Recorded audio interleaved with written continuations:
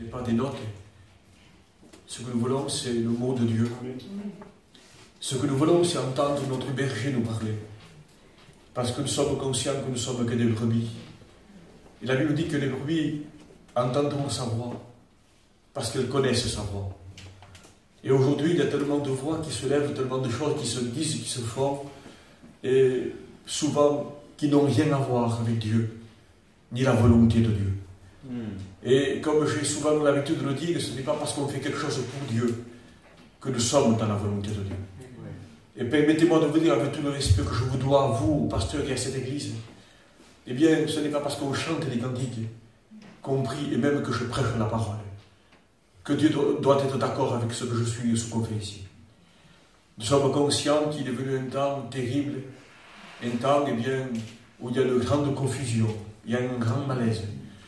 Et ce que nous voulons, ce n'est pas nous borner en disant ici c'est le temple de l'Éternel, le temple de l'Éternel, le temple de l'Éternel, comme certains prophètes le disaient. C'était comme un lavage de cerveau. Il se disait ici c'est la maison de Dieu, là, Dieu, là, Dieu, là. Et Dieu le Seigneur disait je ne suis pas là, je ne suis pas là, je ne suis pas là. Et si je regarde dans la part de Dieu, il y avait une église comme celle-ci, comme tant d'autres, qui chantaient des cantiques, qui priaient, qui donnaient la dîme, qui prenaient la Sainte Seine, qui priaient pour les malades, qui faisaient tout le cérémonial de ce que nous on fait aujourd'hui. Et ils avaient réussi à mettre Jésus dehors. Une église, ils avaient réussi à mettre Jésus dehors. Alors, si ces exemples, la Bible dit que tout ce qui est écrit là, l'Ancien Testament, c'est l'ombre des choses à venir. L'Ancien Testament nous présente la grâce, nous présente le Christ. Mais tout ce qui est arrivé, même le peuple d'Israël, ce qui est arrivé dans les siècles passés, la Bible dit cela est pour vous un exemple, et pour vous un modèle. Et on doit prendre garde, on doit faire attention, de ne pas se laisser séduire, parce que c'est un temps de séduction, de ne pas se laisser tromper, ni par l'esprit de ce monde, ni par qui que ce soit, nous tromper par nous-mêmes. Et la Bible dit jusqu'à dire par de faux raisonnements. Alors, nous ne sommes pas là pour nous tromper.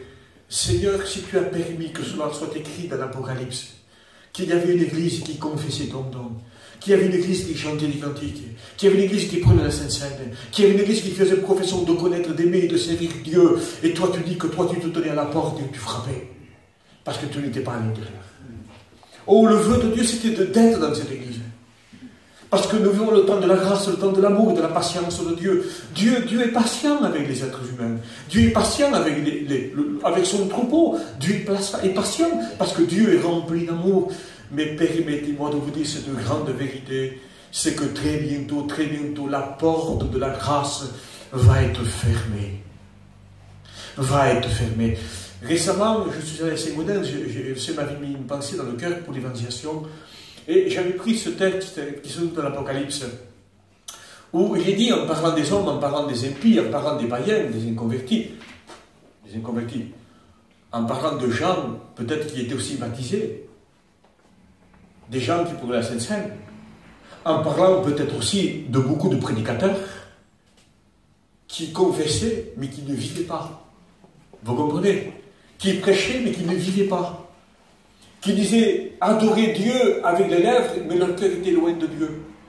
Alors, en parlant de ces gens, de cette catégorie de gens, j'ai pris ce texte pour présenter. Parce qu'aujourd'hui, je crois qu'il y a un temps où les gens profitent. Ce sont des profiteurs. On les appellera les profiteurs de la grâce. Les profiteurs de la patience de Dieu, de la miséricorde de Dieu. Les profiteurs de cette vitesse qui dit « Oh, Dieu est lent à la colère, mais riche en bonté, en amour, en miséricorde. » Oh Dieu, on l'appellerait presque le bon Dieu. Il y a cette expression qu'on n'aime pas, mais on le voit comme étant le bon Dieu. Il est bon. C'est vrai qu'il est bon. C'est vrai qu'il est miséricordieux. C'est vrai qu'il est patient. C'est vrai qu'il est miséricorde. C'est vrai qu'il tend toujours la main et qu'il nous parle et qui quelquefois nous corrige parce qu'il nous aime. Mais nous avons tellement présenté ce Jésus de grâce. C'est normal qu'on le fasse. Parce qu'il est ce Dieu de grâce et de bonté. Mais le Seigneur m'a mis à cœur de présenter un autre type de l'agneau. Un agneau peut-être qu'on ne connaîtrait pas tous. Quand on parle de Jésus, on voit la croix. On voit l'amour de Dieu, la grâce de Dieu. On voit le don de Dieu, la miséricorde de Dieu. Mais c'est plus que cela, parce qu'il n'est plus sur la croix, il est ressuscité. Amen, amen. Et pour nous, il n'est plus l'agneau de Dieu, il est l'avocat auprès du Père. Et plus tard, il ne sera plus l'avocat, il sera le lion de la tribu de Juda. Vous comprenez? On ne peut pas toujours rester devant la croix, devant la croix. Il est ressuscité. Et ils rentreront, ils sortiront. Nous sommes venus devant la croix, nous passons derrière la croix. Et nous trouverons de vers pâturage, une autre dimension, une autre direction. Vous comprenez? Alors, ce merveilleux Dieu d'amour, on le connaît, on l'apprécie, et on l'aime, et on veut l'aimer de tout notre cœur. Mais j'ai voulu présenter dans cette réunion un autre agneau.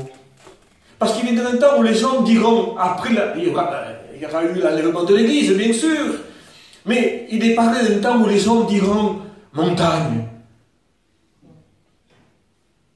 tombez sur nous, cachez-nous de celui qui est assis sur le trône. Cachez-nous de la colère de l'agneau. De qui parle là? Est-ce que c'est le Jésus qu'on connaît, nous? Qu'on apprécie et qu'on aime? Il semblerait qu'aujourd'hui, il y a la grâce, la grâce, la grâce. Oui, oui, oui, oui. La loi est venue par Moïse, mais la grâce et la vérité sont venues pour Jésus. Mais nous, on s'attachera peut-être plus à la grâce qu'à la vérité. Mais nous n'avons pas le droit de dissocier la grâce de la vérité. Nous n'avons pas le droit de séparer l'amour de Dieu avec le jugement de Dieu. Nous n'avons pas le droit de séparer le Dieu d'amour et ce Dieu qui est assis sur le trône, où les gens diront, montagne, tombez sur nous, et cachez-nous devant celui qui est assis sur le trône et de son agneau. Mais pourquoi? Il y a cette expression-là que les hommes se cacheront, voudront. La Bible dit qu'ils chercheront la mort, et nous ne la trouverons pas. Qui est-il, celui-ci? Pourquoi? Eh bien, parce que il y a Jean 3,16, je ne veux pas évangéliser ce matin. Mais pourquoi il y a caché devant la colère qui vient bientôt? Parce qu'il y a l'amour de Dieu qui a été présenté aux hommes. Et bien-aimés du Seigneur, on ne peut pas dissocier. On ne peut pas séparer la grâce de la vérité. Nous vivons un temps dangereux, un temps difficile, un temps terrible, où nous devons savoir où nous en sommes. Et non pas nous borner dans une direction, dans des pensées qui seraient les nôtres. Mais nous voulons, comme cette sœur a témoigné, en disant, elle a reçu en elle l'assurance qu'elle était prête. Parce qu'il faut qu'on soit sûr. Il faut qu'il y ait de l'assurance dans nos cœurs. Mais quand c'est qu'il y a de l'assurance dans nos cœurs, cela ne peut se faire que par le Saint-Esprit. L'Esprit témoignant d'Esprit que nous sommes des enfants de Dieu. Et nous n'avons pas le droit de mépriser, de négliger ce que Dieu veut. Récemment, Xavier m'a envoyé un texto avec une photo, et on voyait l'image d'un homme qui tombait en enfer. Et il était écrit au-dessus, on m'avait dit que j'étais sauvé. On m'avait dit que j'étais sauvé. De qui parle-t-il? Il parle d'hommes et de femmes qui sont rentrés dans une religion. D'hommes et de femmes qui se sont contentés d'un cérémonial, d'une habitude, d'une routine, d'un savoir-faire. Ce sont des gens qui aiment dire Seigneur, Seigneur, Seigneur.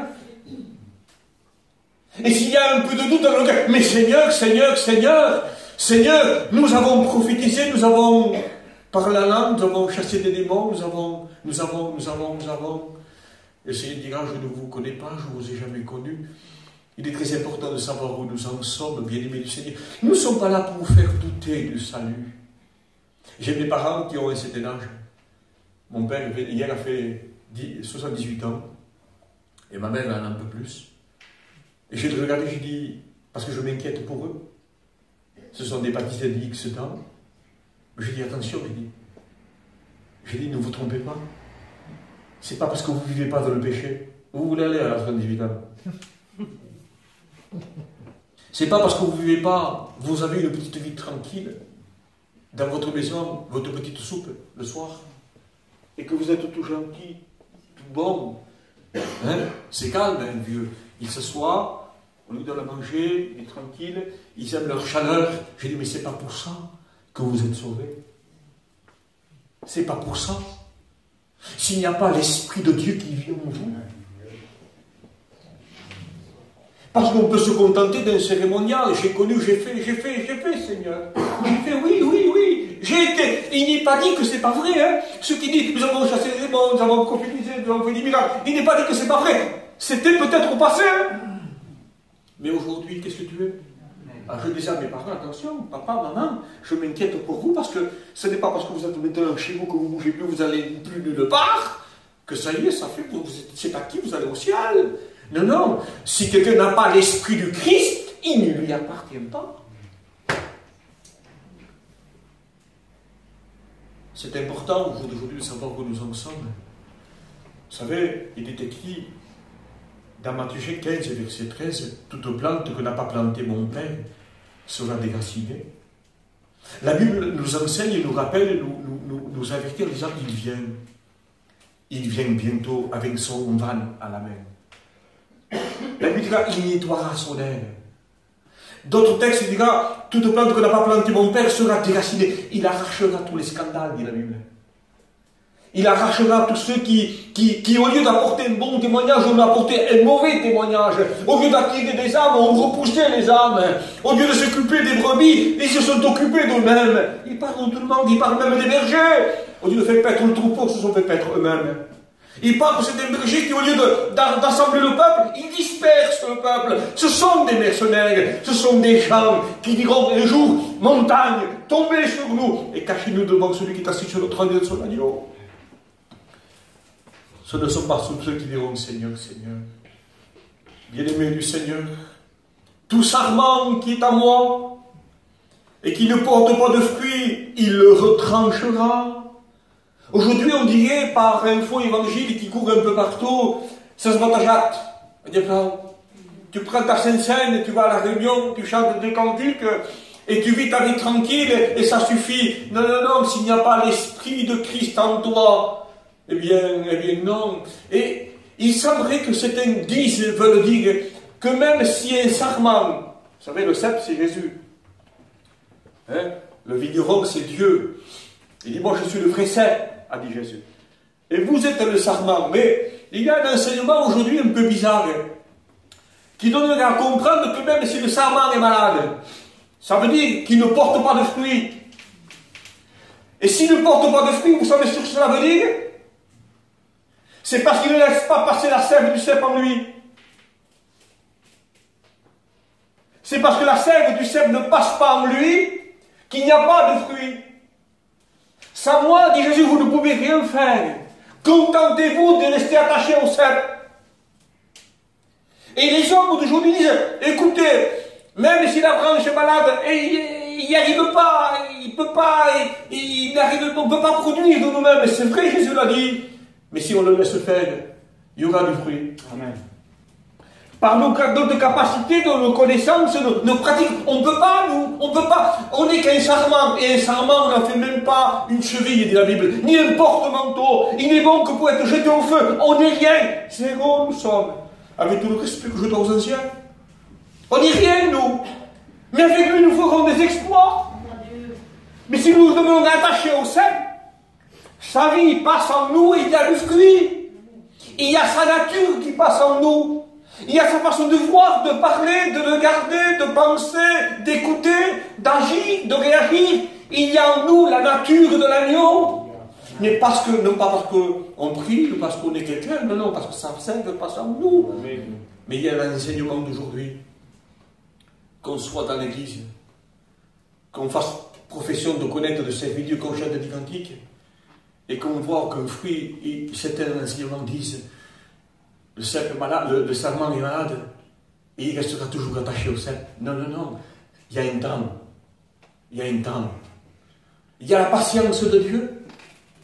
Il y a la patience de Dieu. Et si le vigneron vient et voit qu'il n'y a pas le fruit qu'il devait avoir, c'est parce qu'il y a une anomalie, non pas d'en haut, mais une anomalie d'en bas.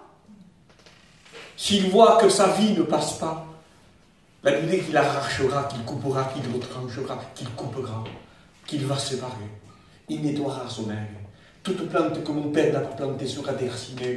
Que nous puissions comprendre que la Bible dit qu'avant de juger le païen, avant de juger le le jugement va commencer par sa maison. Et il va commencer par la tête, par les prédicateurs. Et vous verrez, vous connaissez qui sert Dieu de celui qui ne le sert pas. Est-ce le temps de se tromper par de faux raisonnements? Est-ce le temps de se laisser tromper par certains prédicateurs? Non, non, non, non, non. Je veux savoir où j'en suis. Si en tant que sarment, je suis malade, il n'y a pas la vie et l'onction et ce qu'il devrait y avoir dans ma vie, je ne veux pas continuer, je veux savoir m'arrêter. Et Seigneur, non, non, je n'accepte pas. Il y a de l'anomalie dans ma vie. Il n'y a pas le fruit qu'il devrait y avoir. Il n'y a pas la reconnaissance, la louange et l'adoration qui te reviennent. Il y a de tout et de n'importe quoi, mais parce que tu aurais pu attendre de moi, je veux savoir où j'en suis. On n'est pas n'importe qui, les frères. Les sœurs, vous n'êtes pas n'importe qui, n'importe quoi. Le frère a parlé tout à l'heure de ce séminaire. Ce séminaire que le frère a parlé sur, dans le fond, il a parlé du tabernacle, il a parlé du temple de Jérusalem, c'est pareil, hein, parce que c'est la suite. Il a parlé certainement en typifiant, c'était l'ordre des choses à venir, certainement qu'il a parlé, ou s'il n'a pas eu le temps, mais il a fait comprendre que Jésus était le véritable temple, que si le tabernacle dans le désert c'était un lieu où Dieu voulait descendre pour que les hommes puissent se rencontrer avec Dieu, le temple à Jérusalem ça a été aussi le lieu de rencontre entre Dieu et les hommes. Jésus en venant a été le moyen pour que Dieu descende sur terre, pour que les hommes se rencontrent avec Dieu. Mais maintenant que Jésus a été enlevé, maintenant qu'il est parti à la droite du Père, et qui intercède pour l'Église, pour ses rachetés, qui prie pour nous, même dire la Bible, qui est le point de rencontre entre Dieu et les hommes? Eh bien, c'est l'Église. C'est toi, c'est moi. On n'est pas n'importe qui. Ça veut dire quoi, ça? C'est quand je voulais rencontrer Dieu, on allait au temple à Jérusalem. Quand on a voulu rencontrer Dieu, on est allé vers Jésus. Maintenant, pour rencontrer Dieu, les hommes peuvent venir chez les chrétiens. Il faut qu'ils trouvent Jésus. Amen. Il faut qu'ils puissent rencontrer Jésus. Je pensais à ça, cette vérité, de regarder la grâce de Dieu, l'amour de Dieu, de ce que Dieu a fait. Pour que les hommes puissent rentrer sous le tabernacle, ou puissent rentrer dans le temple pour rencontrer Dieu. Le Seigneur a fait autrement maintenant. Regardez l'amour de Dieu. Ce n'est plus nous qui rentrons dans le temple de Dieu, on y rentrera un jour dans le véritable temple, dans le Saint Sanctuaire. Mais regardez la grâce de Dieu, c'est que maintenant,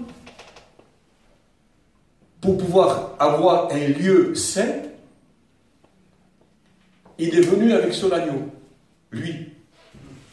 Avant moi, pour m'approcher de Dieu, quand je dis avant moi, c'est-à-dire les hommes qui ont existé avant moi, pendant le temps de la loi, pour s'approcher de Dieu, il fallait qu'ils offrent à Dieu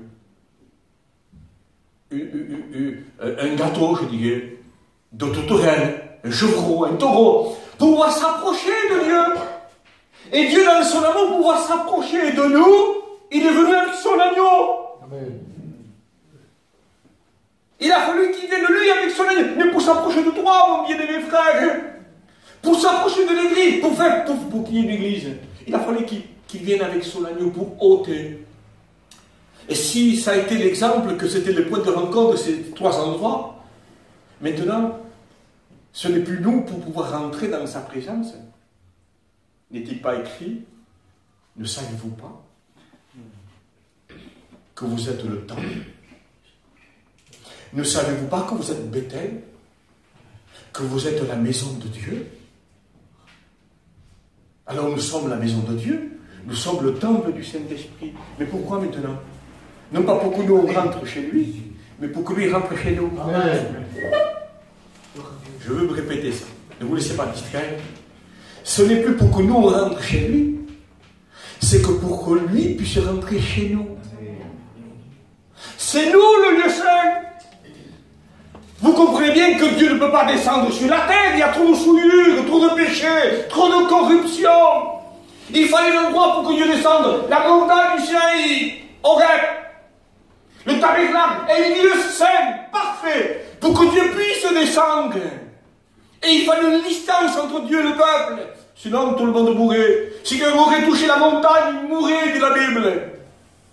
Et une fois par an, on rentrait dans le lieu très saint pour offrir le jour du grand pardon, le Yom Kippour. Donc, on ne s'apparait pas de Dieu n'importe comment. Il fallait un lieu saint. Jésus a été le type parfait du lieu saint. Amen. Et Dieu, le ciel s'est ouvert. Le Saint-Esprit est venu sous lui sous la forme d'une colombe. Il était le lieu saint sur la terre. Et Dieu est descendu parmi les hommes à travers Jésus. Amen. Mais maintenant que le Seigneur est parti, qui est le lieu saint? Où va-t-il descendre, le Seigneur? Il descend sur son temple. Amen. Que vous êtes. Vous êtes le saint temple. Vous êtes le saint lieu. Et dans ce temple, vous savez, quand je lis dans la parole du Seigneur, écoutez ce qu'il dit dans ce passage, en parlant de l'adversaire, son but, son rêve, son idéal, sa vision, son désir. C'est quoi? C'est quoi le but de l'ennemi? C'est quoi le but de tout temps, il a voulu détruire tout. Le temple à Jérusalem, il s'est acharné contre Jésus, il s'acharne contre lui. Mais de tout temps, il a voulu détruire le lieu où Dieu descendait, pour que les hommes ne puissent pas le rencontrer. Vous comprenez ça? Il s'est acharné, et il s'acharne encore. Alors, dans ce passage de Thessaloniciens, 2 Thessaloniciens, chapitre 2, verset 4, en parlant de l'adversaire qui s'élève au-dessus de tout ce qu'on appelle Dieu, il veut s'élever au-dessus de tout ce qu'on appelle Dieu, il ne supporte pas. Oh, que tu chantes une belle chanson ou un beau cantique, c'est la même chose. Si ton cœur n'y est pas, c'est une chanson. Si tu chantes des cantiques et qui ne correspondent pas à ta vie de mise à part et ta vie de communion, cela est une chanson. Ça ne dérange pas. Mais quand quelqu'un chante sous l'onction, quand quelqu'un chante parce qu'il vit la parole et vit avec Dieu, ça fait fuir les démons. David jouait. Et l'esprit qui agitait Saül se retirait. Il ne pouvait pas faire autrement. Les cantiques font partir des mauvais esprits. Ils font descendre la gloire de Dieu. Amen. Béni soit le Seigneur. Il ne supporte pas que je prêche. Je ne dérange pas si ce n'est pas la pensée de Dieu. Pourquoi? Parce que le Seigneur dira un jour lui-même, il le dit d'ailleurs dans les prophéties, ils ont parlé, il dit, moi je n'ai rien dit. Les prédicateurs n'ont pas cessé de parler, il dit. Mais moi je rien dit. Mais qui assistera à mon conseil? Qui apportera mon message à mes brebis? Qui apportera la nourriture spirituelle à mon troupeau? Alors que je prêche, ça ne dérange pas. Pourvu que ce ne soit pas le message de Dieu, que ce soit une prédication. Je peux bien vous exposer une étude ici, moi. Mais s'il n'y a pas l'onction, je pourrais peut-être, parce que je ne pense pas, mais mettons, vous épater. Ah, que c'était beau, oui, mais qu'est-ce qui est tombé dans le cœur? Parce qu'il n'y a que ce qui vient de Dieu qui tombe dans le cœur. Amen. Pourquoi? Parce que ce qui vient de Dieu, c'est vivant. La parole est vivante. Et la semence est vivante. Elle tombe dans le cœur. Et elle porte son fruit. Parce qu'on n'arrose pas la prière. Et le Seigneur fait croître. Mais il n'y a que ce qui vient de Dieu qui apporte la vie. Ce qui vient des hommes n'apporte pas la vie, il apporte la mort. Parce que si on se borne à écouter, on ne change jamais. Il y a certaines réunions qui font plus de mal que de bien. Il y a certains prédicateurs qui font plus de mal que de bien. Que de voilà. Oui. Il y a certains cantiques dans les assemblées qui font plus de mal que de bien. Il y a certains, soi-disant, chanteurs qui, à une époque, ça a été... Je suis porté par ça. Ça venait de partout. Tout le monde faisait venir. Il y avait des poumons. Pour faire valoir ses poumons, vous savez. Sa capacité de chanter. C'était n'importe quoi. C'était zéro. Pardon, Seigneur, de ce qu'on n'a pas été assez spirituel pour dire stop. On ne veut pas tout ce carnaval. Ce que nous voulons, c'est la présence de Dieu. Ce n'est pas créer une atmosphère. Ce n'est pas confondre transpiration avec onction ou onction avec transpiration. Non. On veut de l'onction dans nos vies, dans nos réunions. On veut voir la gloire de Dieu. Et le rêve de l'ennemi, il n'a pas pu supporter. Il n'a pas pu supporter sa défaite. Alors son rêve, l'adversaire qui s'élève au-dessus de tout ce qu'on appelle Dieu, ou qu'on adore, et qui va jusqu'à s'asseoir dans le temple de Dieu, et se fait passer lui-même pour Dieu. Alors on dit que tout est prêt là-bas à Jérusalem, que tout est prêt en Israël, que tout est prêt pour la construction du 3e temple. Ça ne me regarde pas, on ne sera pas là pour le voir. Je ne sais pas ce qui se passera, mais ce qui me concerne à moi ici, ce matin, ce qui nous concerne à chacun de nous, c'est que le véritable temple, c'est vous. Qu'on n'a pas à attendre la construction du 3e temple à Jérusalem pour retomber dans le cérémonial. Le véritable temple, c'est chacun de nous. La maison de Dieu, c'est toi, mon frère. C'est toi, ma soeur, la maison de Dieu. Je disais ces jours-ci en marchant, je priais, je disais, Seigneur, le temps est venu où je dois réaliser que dans mon cœur, il faut qu'il y ait l'autel des parfums. Et comme dans le temple à Jérusalem, il y avait l'autel des parfums qui est juste devant le rideau, après c'était le lieu très saint. Et il fallait que constamment, soir et matin et soir, il y ait de l'huile, il y ait du parfum qui soit consumé. Du parfum, qui était d'une fabrication spéciale que pour Dieu, que pour le temple. On n'avait pas le droit de le refabriquer pour autre chose. C'était consacré pour Dieu. Vous comprenez ça? La prière d'un cœur, ce n'est pas fait avec n'importe quoi. La prière d'un cœur vient d'une fabrique qui s'appelle l'obéissance. Parce que je peux dire, je te loue, mais si mon cœur ne vit pas la parole, ce n'est pas... Je vais vos cantiques, il dit, je vais vos assemblées, je vais vos conventions, je vais vos séminaires, je vais tout, dit Dieu. Du moment que c'est là et pas là. Dieu veut que ce soit du cœur. Du cœur. Alors je dis, Seigneur, il faut qu'il y ait constamment du parfum sur cet autel. Et alors qu'il est par rapport à l'amour frère qu'il y a, par rapport à ce qu'on ressent, à ce qu'on voit dans le climat, dans la politique, dans l'économie, dans ce qu'on voit, que le Seigneur est à la porte, que tout se déchaîne et que tout se précipite à grands pas, nous voyons que tout est accompli.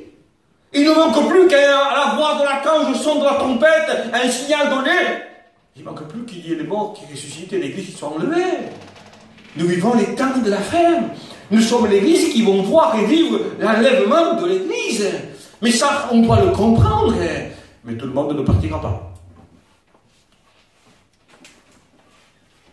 Les beaux chanteurs, les beaux prédicateurs, qui par leur vie ont renié la foi. Est-ce possible de renier la foi? Oui, si je renie ce qui en fait la force. J'ai la foi, ce n'est pas un mot, c'est une vie. Vous comprenez ça? Et on ne peut pas se tromper. Et le but de l'ennemi, le texte nous fait comprendre, nous fait voir qu'il n'attend pas, qu'il ne veut pas attendre que le 3e temple soit reconstruit. Bien sûr que c'est écrit, ça arrivera certainement. Mais il parle d'autre chose. L'esprit de l'Antichrist agit déjà. Et dans les siècles, il agit encore. Et tous les jours, il agit. Dès que vous vous levez le matin, vous ne le sentez pas, qui vous environne. Vous ne le sentez pas, laisse-moi les premières minutes faire. Le matin, vous ne sentez pas besoin d'aller vous cacher, d'aller vous réfugier en Christ, en Dieu. Vous ne sentez pas l'atmosphère qu'il y a. Vous ne sentez pas la pression qu'il y a, cet état d'esprit négatif qui voudrait nous envahir. Oui, l'esprit de l'Antichrist veut troubler l'Église, mais nous ne voulons être troublés qu'à sa parole, qu'à son regard à lui. Amen. Nous voulons dire, il m'a troublé par son regard, comme dira les cantiques. Nous voulons être troublés que par lui et que pour lui. Béni soit le Seigneur. Et là, le but de l'Antichrist, par son esprit, c'est de s'asseoir dans le temple que tu es. Amen. Vous comprenez ça? Son but, c'est de détruire Bethel. Parce que non seulement il réussit à te détruire toi, mais il détruit l'endroit où tes enfants peuvent rencontrer Dieu. Où ta famille peut rencontrer Dieu. N'est-il pas écrit le témoin véridique des livres des âmes? N'est-il pas écrit vous êtes la lumière du monde? N'est-il pas que vous êtes le sel de la terre, qui donne saveur, qui donne envie à ce quartier de venir à la réunion, parce qu'il voit passer une femme de Dieu. Il dit, voilà une femme de Dieu. Quel témoignage qu'elle a. Elle ne bronche pas, elle ne bouge pas. Il y a une sainteté qui se dégage d'elle. Il y a un esprit de prière, de l'amour pour Dieu qui se dégage de sa vie. On ne peut pas expliquer, mais il y a une marque. Amen. On ne peut pas le dire, mais il y a une saut. C'est qu'il y a un saint homme de Dieu qui passe là. Et moi, ce Dieu-là, je le veux aussi, moi. Amen. C'est ça, un chrétien. Amen. Il est le sel, il donne l'envie, il est la lumière pour éclairer ceux qui sont dans les ténèbres. Nous sommes Bethel, la maison de Dieu. N'oubliez pas ce que je dis. Toute plante que n'a pas plantée mon Père sera déracinée. Tout sarment qui ne porte pas de fruits sera retranché. Parce que s'il n'y a pas de fruits, on ne peut pas dire que ce n'est pas ma faute. C'est parce qu'on est méchant. Qu'est-ce qu'il dit? Oui, c'est parce qu'on est méchant. Un cœur méchant est tortue de la Bible, au point de se détourner du Dieu vivant et vrai. Parce que si on le laisse faire, son esprit agit en nous. Si on prend le temps de se cacher, si on prend le temps de faire silence autour de nous, si on prend le temps de fermer la porte de notre chambre au bruit du travail, du commerce, des plaisirs, des loisirs, des promenades et de tout ce que tu voudras toi, si on ferme la porte sur le matériel, tout ce qui s'ensuit, et que tu dis, Seigneur, je peux avoir tout sur la terre, mais si je n'ai pas toi, j'ai rien. Amen. Et même je peux avoir tout, mais je m'aperçois que j'ai rien, je sens que mon cœur est vide, je sens que mon cœur est sec, je sens que j'ai besoin de Dieu. Et aujourd'hui, je crois que tout chrétien, que tout serviteur de Dieu ressent un besoin de Dieu. Amen. Je disais, Seigneur, Seigneur, ce que je disais encore hier soir, encore ce matin, Seigneur, plus je m'approche, plus je me sens pauvre. Plus je prie, plus je me sens vide. Seigneur, que ça veut dire ça, Seigneur? Plus je sens que je n'ai rien. C'est rien. Le Seigneur me fait sentir que moi je ne peux rien, que je suis rien. C'est qu'on s'approche de la lumière, que sa personne se connaît. Et qu'on ne peut pas avoir confiance en nous. Qu'on ne peut pas se fier à nos capacités, à notre intellect. On ne peut pas se fier à notre expérience. Non, non, non, non, non. Non, non, prenons garde. Mes frères, c'est le temps, c'est le moment. Méfions-nous. Il y a l'esprit de l'Antichrist qui agit. Il veut nous prendre par le commerce, par le travail, par l'argent, par la voiture. Il veut nous prendre par la séduction. Et ouais, c'est quoi pour faire oublier cette voiture. Et l'autre jour, j'ai vu une voiture qui me plaît. Je l'ai vue, mais j'ai trouvé le regard. Mais ça a été normal. Je comprenez pas que je ne veux pas la convoiter. Non, c'est pas important tout ça. C'est important, c'est que nos yeux soient sur lui. Quelle heure-t-il à l'horloge de Dieu? C'est le temps de nous réveiller. Le divin berger, dira, se mettra à la porte de la bergerie. Il se mettra à la porte comme avant on faisait. Tous les bergers venaient d'ailleurs et rentraient dans le village. Il y avait des enclos, toutes les brebis se mélangeaient. Les brebis de l'un, les brebis de l'autre, tous ensemble mélangés, tout mélangé. Mais alors comment faire pour reconnaître ces brebis parmi d'autres brebis? Alors le berger se mettait à la porte, et il poussait un cri. Et ces brebis, s'il était au fond, même s'il était en train de manger ou de boire. Non, non, non. Il y avait un mouvement qui se faisait, elles sautaient une par une. Ces brebis sautaient une par une. Et la Bible dit, en parlant de ce berger, il se mettra, lui, étant la porte de la bergerie. Il appellera ces brebis. Mais ces brebis qui en connaissent leur voix, sa voix, elles ne suivront pas l'étranger de la Bible. Permettez-moi de vous dire qu'il y a un cri qui retentit dans les églises aujourd'hui. Non pas seulement dans le monde, mais parmi l'église. Et il y a un cri qui retentit. Il y a un appel de l'esprit qui se fait entendre dans les églises en disant « Sortons d'une religion, sortons d'un cérémonial, ne tombons pas dans l'habitude de la routine, sortons, ayons une vie d'esprit. » On sent l'appel, mais tout le monde n'entendra pas cet appel. Tout le monde ne voudra pas de cet appel. Tout le monde n'acceptera pas le brisement, n'acceptera pas le renoncement, n'acceptera pas d'avoir tort. Tout le monde n'acceptera pas de renoncer à sa propre vie et de le suivre en se cherchant de sa croix. Tout le monde ne voudra pas une vie de consécration, de communion et de mise à part. Il y a un appel qui se fait sentir dans les églises bien-aimées du Seigneur, où l'Esprit du Père nous attire, veut nous attirer, ou au pied de Jésus. nous n'aurons pas la force d'échapper aussi. Si on ne répond pas à cet appel, si on veut rester avec la masse qui dit tout va bien, regarde la convention, regarde le séminaire, regarde ma salle, j'ai 500 personnes, regarde si ça marche, c'est rempli, mais rempli de quoi? Que Dieu soit, amen, qu'il en soit ici, qu'il y ait 500 personnes et 500 sauvés. Mais nous savons qu'il n'y a pas 500 sauvés, nous. On le sait, ça. Que l'un sera pris, l'autre laissé, non pas moitié-moitié, c'est pas ce que je veux dire par là, mais le Seigneur connaît les siens. Amen. Amen. Il connaît ses brebis. Bien-aimé Seigneur, il n'y aura pas la force d'échapper. Tout d'autre part que n'a pas planté, mon Père sera déraciné. Il y a un texte qui doit nous faire trembler. Ce texte se trouve dans Matthieu 13, verset 30. Laissez croître ensemble. Il dit, mais Seigneur, n'as-tu pas semé dans ton champ une bonne herbe? Une bonne semence? Il dit, oui, dit le maître. Il dit, oui, mais c'est l'ennemi qui a ensemencé de l'ivraie dans mon champ. Alors les ouvriers disent, on va arracher nous. Il dit, non, n'arrachez pas vous. Ce n'est pas à vous arracher. Ce n'est pas à vous, parce que vous aussi vous allez arracher. Même si vous êtes sincère. Même si vous le faites avec un cœur honnête. C'est qui d'ailleurs? Vous risquez en arrachant le mauvais, vous risquez d'arracher le bon. Et nous devons être très prudents à ça. C'est moi qui le ferai, dit le Seigneur. Mais quand lui le fera, ce sera trop tard pour ces personnes. Parce qu'il dit que j'enverrai des anges.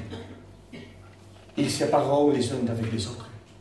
Ils arracheront l'ivraie. Ils arracheront les scandales. Ils arracheront les mercenaires, les faux ouvriers. Ils arracheront les faux chrétiens, les fausses chrétiennes, des mauvais témoignages. Il les arrachera, dit la Bible. Mais pendant le temps là, c'est pourquoi il dit, non, laissez croître ensemble. Laissez croître ensemble. Je veux me sonder ce matin, sans sonder les autres. Je veux m'examiner ce matin, sans examiner les autres. Parce que la Bible n'est pas un rétroviseur et un miroir. C'est pas pour regarder le voisin, on parle de qui que ce soit. C'est pour me regarder moi, où j'en suis avec eux. Mes frères, je vous l'ai confessé tout à l'heure. Je cherche Dieu plus que jamais. Mais je me sens plus vide encore. Parce que quand c'est que je pourrais être rempli de lui, tellement grand. Quand c'est que je pourrais, ça y est, non. Quand je serai dans le ciel. Mais là sur la terre, nous sentons ce besoin de revenir au pied du Maître. De revenir. Bien aimé, je ne voudrais pas trop long ce matin. Et il est vrai que je ne suis pas venu avec un message précis. Je suppliais Dieu pour dire, que veux-tu pour ces brebis? Même étant ici, assis, je n'avais rien, des notes, mais rien de spécifique. Mais je crois que le Saint-Esprit nous a donné ce qu'il nous fallait. En disant, Seigneur, quelle heure il y a ton horloge? Le diable veut me détruire, l'esprit du monde veut me séduire. Il veut que je sois pris, comment que je sois pris par la terre. Je veux me dégager de la terre. Je veux me dégager. Je disais récemment avec des amis, on discutait, parce que Dieu a permis que nous ayons un petit local. Dans le quartier où nous sommes, Dieu nous a donné un petit local. Pas pour faire notre église évangélique. Pas du tout. Pour faire un lieu de prière. Alors, depuis que nous avons ce local, c'était un miracle, parce que c'était un quartier vraiment, qui a vraiment besoin, terrible. Et le Seigneur nous a donné le local du jour au lendemain. Nous avons prié, nous demandé, nous ne savions pas comment faire. Parce qu'on s'est aperçu qu'on mourrait, qu'on ne peut pas rester comme ça.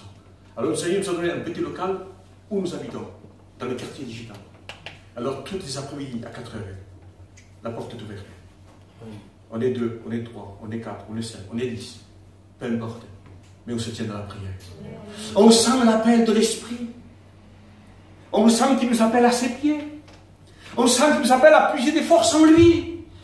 Il nous appelle en disant, sans moi, vous ne pouvez rien faire, alors cherchez-moi, tandis que vous pouvez le faire. Cherchez-moi. N'était pas que Dieu cherche un homme. Quand on dit, Dieu cherche une personne. Dieu cherche quelqu'un. Mais moi, j'ai traduit autrement le texte. Je ne pense pas qu'il soit faux. Dieu cherche un homme qui le cherche.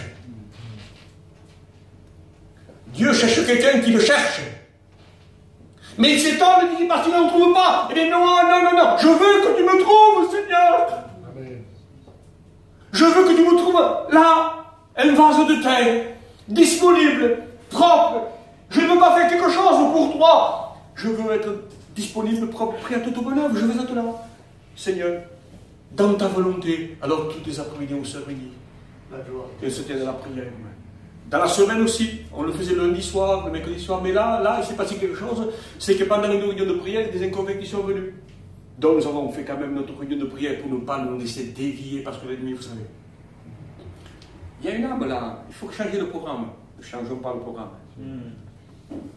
C'est subtil ça. Parce que dans la prière, on gagne en haut. C'est pas en bas qu'on gagne. C'est pas dans l'endroit des gens comme ça qu'on gagne. Il faut déjà le commencer à le gagner en haut. Parce que le combat est céleste, spirituel. Amen. Béni soit le Seigneur. Alors, nous avons fait quand même notre réunion de prière. Et après la réunion de prière, un frère s'est levé et il a prêché l'évangile. Vous comprenez? Et là, comme on voit que beaucoup d'âmes, beaucoup d'inconvertis qui ne vont pas à l'église veulent des réunions, alors mercredi prochain, là, toutes les semaines, il va y avoir une réunion officielle dans le quartier où nous habitons. Mais c'est pas moi qui l'a fait. C'est le pasteur de l'église qui le fait. Moi, je dis ici, je suis que le concierge. J'ouvre la porte, je m'occupe des réunions de prière, mais il y a un pasteur de l'église, c'est le pasteur Raphaël, c'est le pasteur d'Israël qui vient faire sa réunion. C'est lui qui fait son programme. Parce que chaque chose a sa place.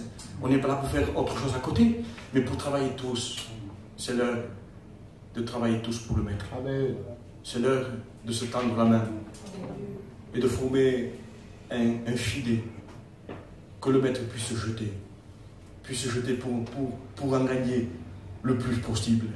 Le Seigneur est à la porte, bien-aimé du Seigneur. Le Seigneur revient bientôt. Il est l'heure de nous réveiller. Il est l'heure de... Mes frères, je ne dois pas vous dire ce que vous devez faire, pas du tout. Mais vous avez un local ici. Et moi, il m'arrive des fois, je ne peux pas y être, mais j'ouvre quand même le portail. Et je m'en vais des fois. Et il y a comme une autre qui vient. Mais il faudrait que ce soit constamment. Je l'ai prêché à Nice, je l'ai prêché à Saint-Gaudens dimanche dernier.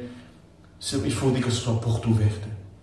Et que comme on revienne à l'exemple de la véritable Église. On dit l'église est primitive. Non, c'est nous qui sommes primitifs. C'est pas primitif. Non, la véritable église, comment elle faisait elle. Comment elle faisait elle. Il semblerait que cette église est primitive, comme aujourd'hui le plus moderne, c'est pas la peine. C'est faux. Il faut revenir à la source. Amen. Ils étaient chaque jour assidus au temple. Chaque jour, ils se tenaient dans les maisons. Chaque jour, ils se tenaient dans la prière, dans l'exhortation, dans les cantiques, dans l'adoration. Chaque jour, c'est l'heure.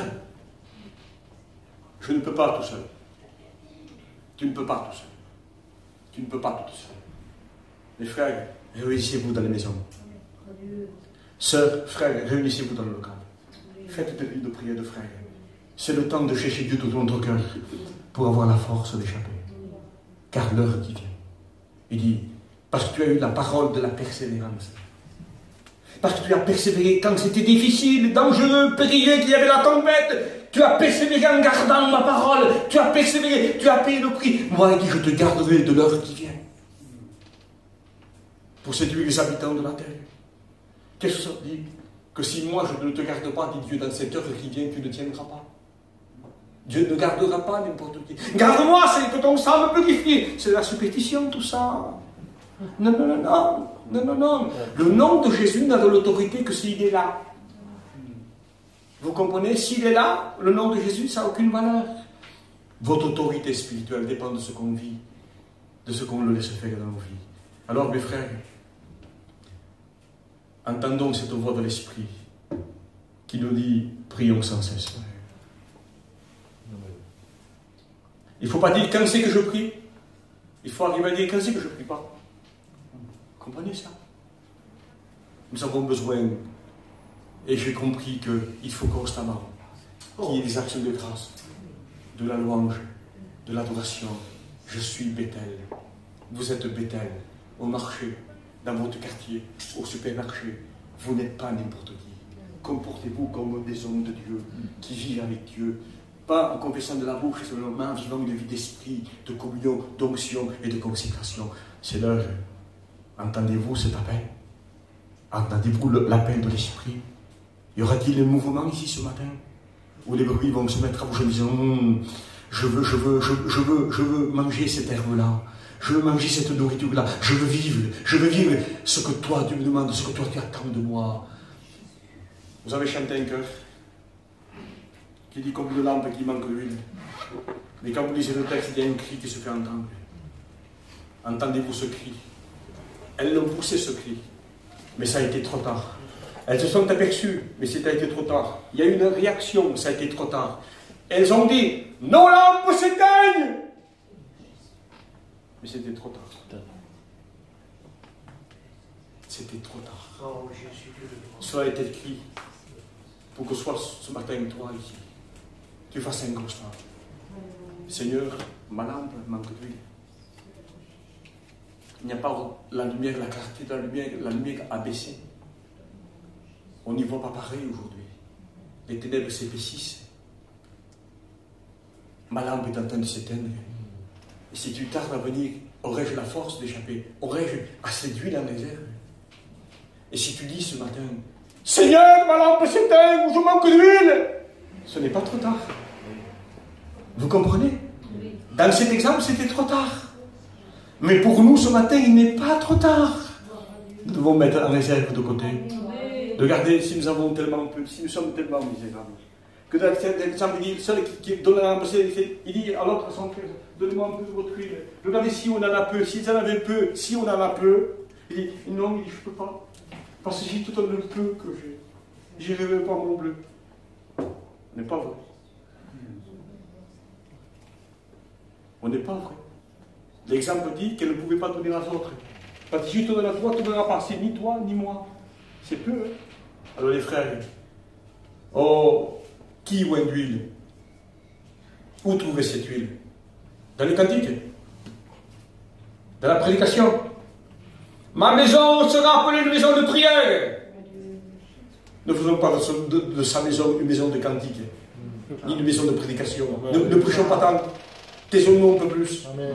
Faisons un peu plus de réunions de prière que d'évangélisation même. Parce que pour régner dans l'évangélisation, il faut qu'il y ait plus de temps de prière et de communion. Seigneur, tu induis ma tête et ma coupe déborde. C'est lui qui induit ma tête.